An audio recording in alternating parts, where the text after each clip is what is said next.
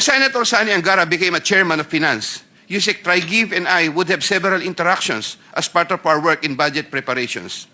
When Senator Revilla was incarcerated with Senator Jinggoy Estrada, Usec Trygve and I would frequently call each other so we can help look after the welfare of concerns of Senator Revilla, whom I visited several times with Senator Jinggoy Estrada while they were in detention.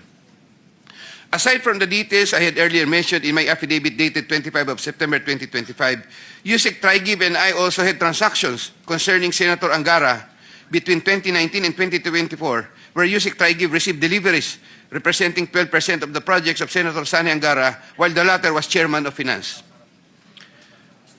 As I previously mentioned in my affidavit dated 25 of September 2025, Trygve Olaivar and I discussed the unprogrammed appropriations supposedly for the Office of the Executive Secretary. Thereafter, DPWH received a special allotment release order, which included projects worth 2.85 billion.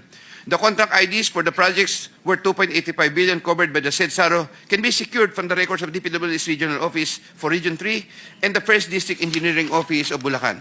More